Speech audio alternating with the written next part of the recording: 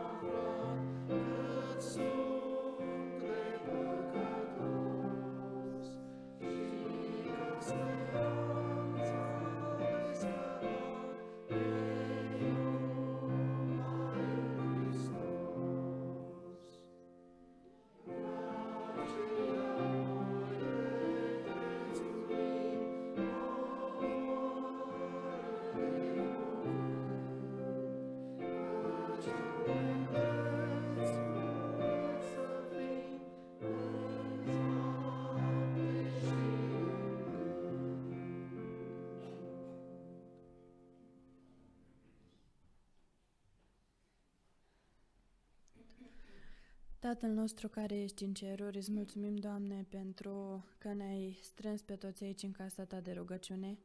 Îți mulțumim pentru oportunitatea pe care o avem să ne închinăm Ție și să slăvim numele Tău. Te rugăm, Doamne, în sabatul acesta, ajută-ne să punem la inima noastră mesajul oferit de Tine, ajută-ne să-l înțelegem, să-l ținem în minte și să trăim așa după cum este voia Ta.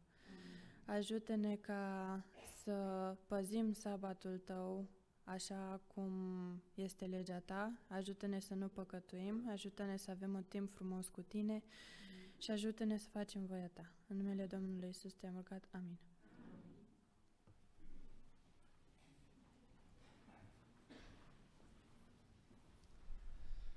Pacea Domnului, bine ați venit în Biserica din Pitești și bine ați venit la școala de sabat.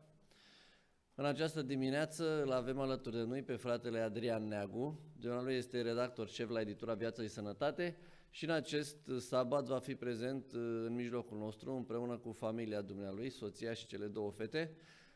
Mai multe o să vă spun la momentul serviciului divin de la ora 11:30. Îi spunem bine ați venit, mulțumim că sunteți în mijlocul nostru. Probabil cel mai mulți dintre dumneavoastră îl cunoașteți, pentru că dumnealui a fost pastor aici, în Biserica din Pitești, între anii 2010 și 2013. Minutele devoționale din această dimineață ne vor fi prezentate de dumnealui și îi dorim călăuzirea Duhului Sfânt asupra mesajului pe care ni-l va împărtăși.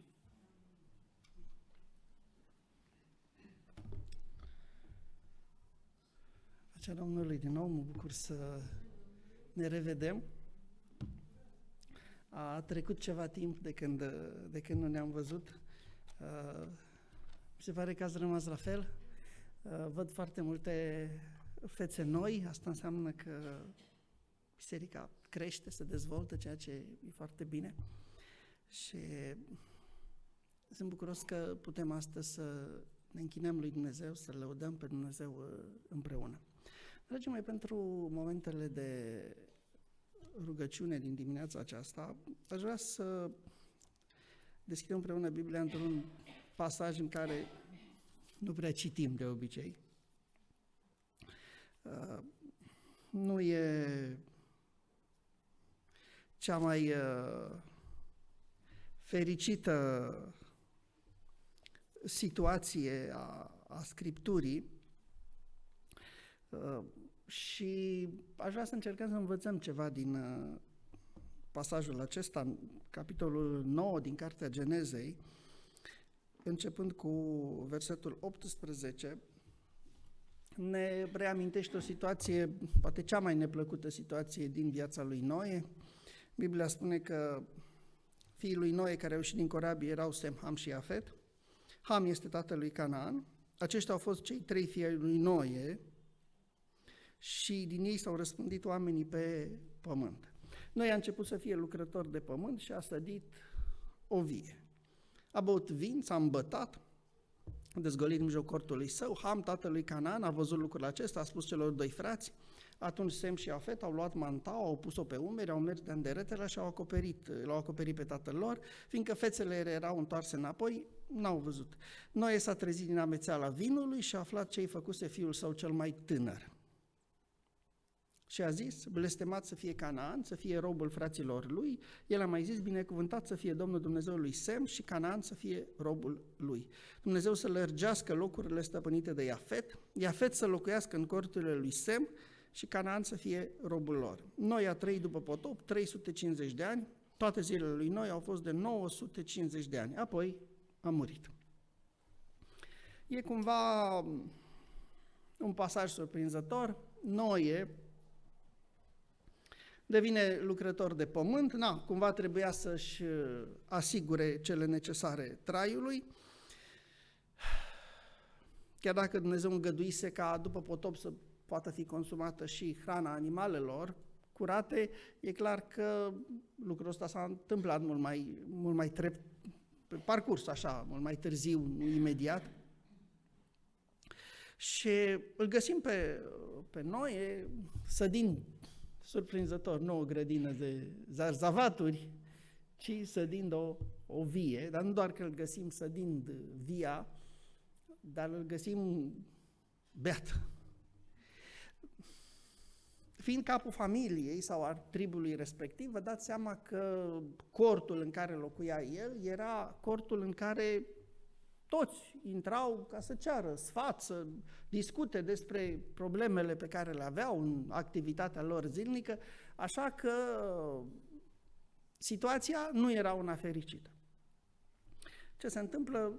Fiul lui cel mai tânăr, chiar dacă aici sunt prezentați în ordinea asta Sem, Ham și Iafet, Ham era cel mai tânăr, observă comportamentul tatălui lui și iese afară și începe să râdă de el.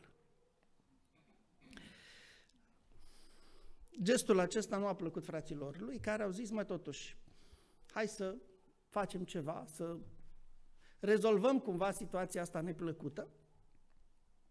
Și e interesant că atunci când Noe se trezește, nu zice, îmi pare rău că m-am îmbătat, ci îl bleastămă pe fiul lui, arătând că lipsa de respect a băiatului a fost mai gravă decât fapta lui. Ceea ce s-a întâmplat în ziua aia cu Noe nu este, fără îndoială, o încurajare pentru noi să facem la fel. Dar sunt câteva lucruri pe care aș dori să le reținem din pasajul acesta și care să ne ajute să avem o imagine mai corectă, zic eu, atât despre noi cât și despre Noe. În primul rând, fiecare zi este o zi de luptă.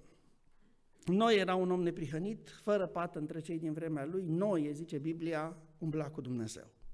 Și cu toate că Noe vorbea cu Dumnezeu, că primise darul vieții, că făcuse legământ Dumnezeu cu el, cu toate că Noe era un om special în vremea aceea, totuși a greșit. Dacă vă uitați cu atenție în Biblie, unii zic, da, Doamne, dar și în Biblie s-a consumat băuturi alcoolice. Da, dar niciodată nu avem folosirea băuturilor alcoolice într-un context pozitiv. Întotdeauna se întâmplă ceva negativ în contextul folosirii băuturilor alcoolice. Și de data asta este la fel. De aceea Pavel zice, nu te îngânfa, dar ci teme-te. Stați gata, dar, spune el.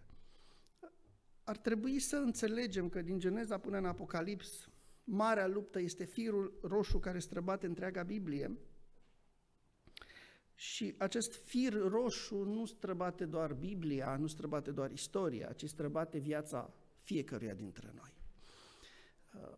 Dacă ne uităm în Apocalipsa, îi întâlnim pe cei mântuiți, l-au biruit, spune Biblia, prin sângele mielului și prin cuvântul mărturisirii lor și nu și-au iubit viața chiar până la moarte.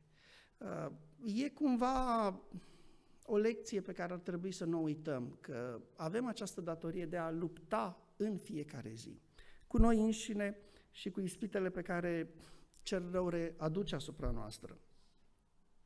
Suntem într-o luptă teribilă și victoria de ieri nu garantează victoria de azi sau de mâine.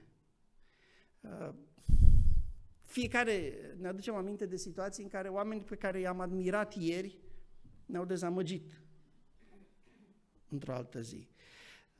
E atât de ușor să crezi că dacă stai bine o zi, o să stai bine mereu. Și exemplul lui Noi este pentru fiecare dintre noi o lecție. Biblia e plină de astfel de situații, de la păcatul lui David, la enervarea lui Moise, la jurământul pe care îl depune Pavel, toate lucrurile în templu, da? Făcând lucruri pe care i-a condamnat pe alții că le făceau. Toate lucrurile astea ne fac să fim cu foarte mare băgare de seamă la noi. Care este preocuparea noastră, căutarea noastră, lupta noastră de fiecare zi? A doua lecție, și o lecție care cred că este la fel de importantă ca și prima, este legată de respect. Păcatul lui Ham s-a transmis apoi urmașilor săi, din cauza asta Noe spune blestemat să fie Canaan, adică fiul lui Ham.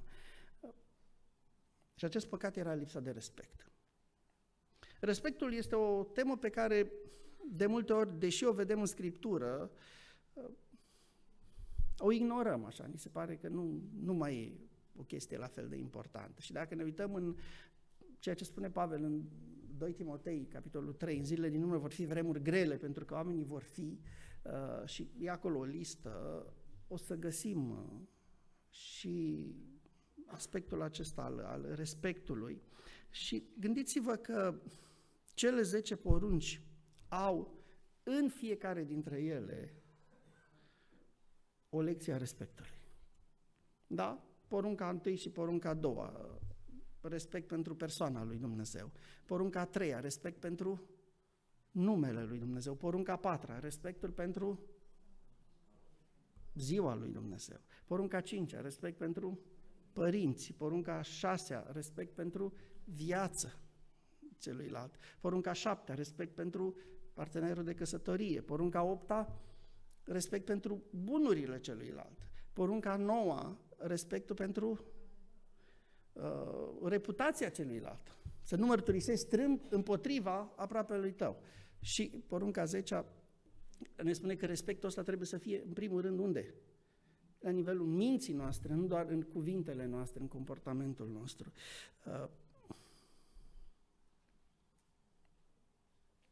Există o demnitate intrinsecă a naturii umane pe care trebuie să o respectăm, indiferent dacă ceea ce face cineva este corect sau greșit. Există destul de multe lecții în Scriptură pe partea asta a respectului și cred că ar trebui să ne gândim în mod foarte serios la lucrurile astea. Apoi, a treia lecție, este posibil ca fiecare erou să facă într-o zi lucruri prostești. Dați-mi mai, suntem oameni și apreciem oamenii.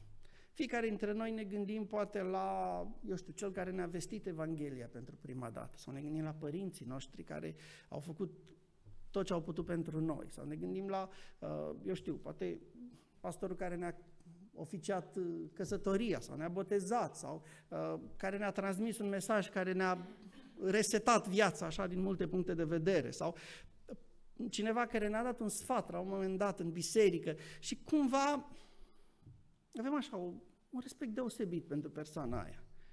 Până într-o zi când Satana vine și țeapă balonul ăla și uneori se întâmplă ca respectul pe care l-am avut până atunci și prețuirea, dintr-o dată să se șteargă și să fie altceva, să zici, nu, că uite ce a făcut. Cred că ar trebui să fim echilibrați în privința asta și că ar trebui să nu avem de la oameni așteptări mai mari decât avem de la noi înșine. E posibil ca într-o zi fiecare dintre noi să-L vedem pe Noe beat, într-un fel sau altul. E posibil ca fiecare dintre noi, într-o zi, să vedem lucrul ăsta. Dar avem două posibilități. Ori să facem ce a făcut Ham și să zicem, mă, lasă, mai văzut că nu e nimic de capul lui? Uite, ne zicea nouă, cu Domnul, cu corabia, că uite, unde e? La fel ca ea dinainte de potop. Sau putem să facem ce au făcut ceilalți doi fii. S-au gândit cum să-l ajute. Cum să-l scoată din situația aceea rușinoasă în care a fost. S-au gândit ce ar putea face în momentul acela. Dragii mei, când cineva greșește, primul lucru la care trebuie să ne gândim este cum să-l ajutăm. Ce putem face pentru el? Vă aduceți aminte de ce îi spune Domnul lui Samuel? Când vei înceta să-l plângi pe Saul? Pentru că l-am lepădat. Samuel știa că Saul e lepădat și cu toate astea îl plângea. Samuel știa că dacă Saul e nervos într-o zi, poate să-l omoare. Da? Știți, când l-a trimis Domnul să-l ungă pe David, a zis, dacă mă află, mă omoară. Și cu toate astea, Samuel îl plângea pe Saul. Dragii mei, cred că avem nevoie în biserică să plângem mai mult unii pentru alții, să ne vorbim de rău mai puțin, sau să ne gândim că suntem mai bine pentru că noi n-am făcut aceleași greșeli pe care le-au făcut alții. Nu, n-ar trebui să le facem. Greșelile altora nu sunt o invitație pentru noi de a le repeta, dar sunt o provocare de a ne gândi serios la viața noastră. Pentru că granița dintre bine și rău e foarte fină.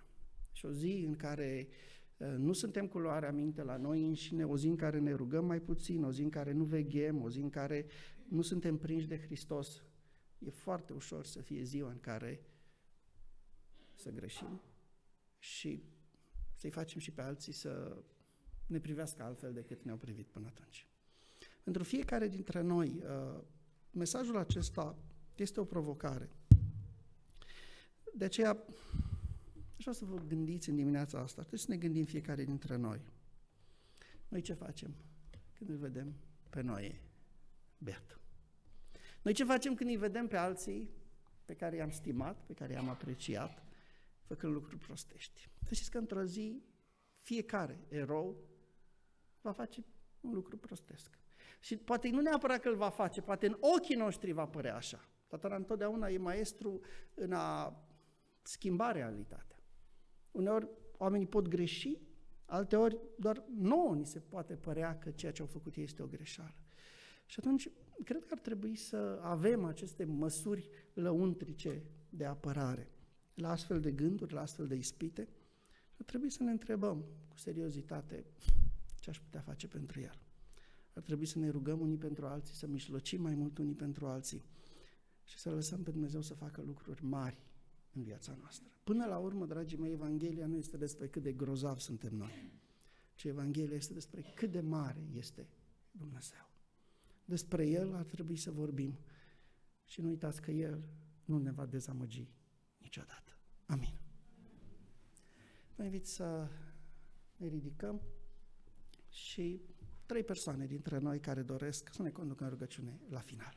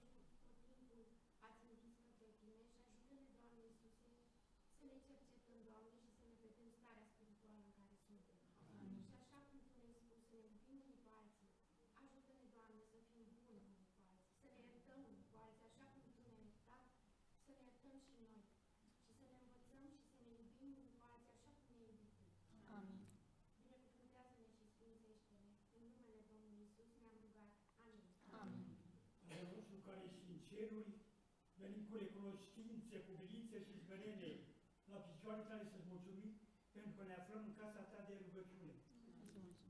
Îți mulțumim pentru Duhul tău Sfânt prin care lucrezi și tu descoperi adevărul, prin care tu ne-ai schimbat, pentru că eram nelegiuiți. Îți mulțumim, Doamne, pentru acest sabat minunat pe care l-ai lăsat de la Crăciune. Te rugăm să lucrezi cu putere în această biserică, care e biserica ta. Amin. La frate, la sora de credință, la fratele patru, la Deaneagu, prin care te rugăm să ne oferi tuturor dragoste și iubire divină, dragoste și iubire frățească, înțelepciune și pricepere pentru a putea să trecem peste acele obstacole, peste acele evenimente, pentru că Satana lucrează cu putere. Nu contează că suntem mai tăi. El vrea să dezghine. Dar Tu ești bun, Doamne. Te rugăm să binecuvântezi pe cei care au rămas acasă, din diferite motive Tu îi cunoști.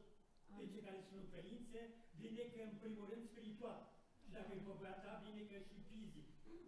Te rugăm ca acest sabat să vorbești Tu la sârbul pe care le-ai ales, prin gura Ta, să ne transmită mesajul, să plecăm de aici, din această biserică, binecuvântați. Îți mulțumim, Doamne. Acum ne credințăm în mâna Ta cea bună, să ai grijă de noi pe tot parcursul zilei. Te-a rugat în numele Scumpului Preomitului Tău Fiu, Mântuitorul nostru scump, Iisus Hristos, să se facă voia Ta și nu a noastră în veci de veci. Amin. Amin. Ajută-ne, Tată, ca să nu avem de la oameni așteptări mai mari decât de la noi înșine. Amin. În numele Domnului Hristos să reprezentăm numele Tău corect în felul acesta. Și numele Tău să fie păstrat acum și în veci. Amin. Amin.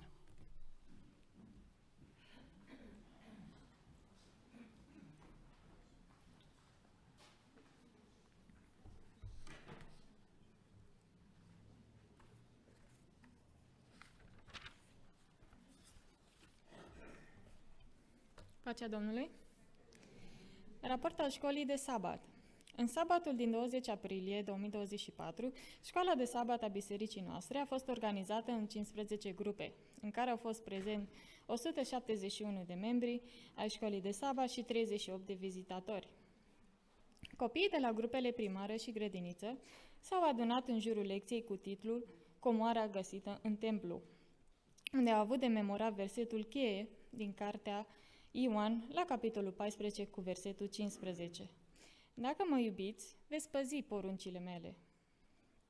Adolescenții au avut și ei de dezbătut lecția cu titlul Slujind în biserica ta. Versetul principal al acestei lecțiuni s-a găsit în cartea Galateni, la capitolul 6, cu versetul 10. Așadar, cât avem prilej să facem bine la toți și mai ales fraților în credință.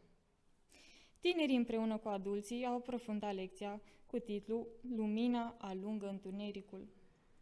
Prin această temă, Dumnezeu a arătat copiilor săi calea și modul în care trebuie să-L urmeze pe Hristos. Într-o lume plină de întuneric și păcat, noi trebuie să avem întotdeauna candelele aprinse pentru a vedea drumul către împărăția sa.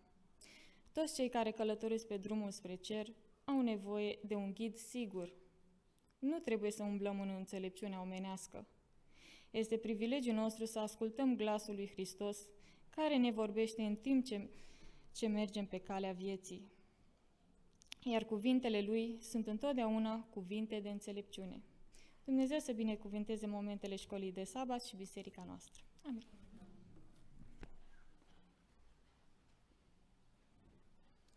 Și acum urmează școala de sabat. Vă reamintesc să învățați textele de memorizat, pentru că la sfârșitul trimestrului vom avea premiere. Chiar dacă trimestrul trecut nu s-a putut, de data aceasta vă asigur că se va întâmpla. De partea adevărului,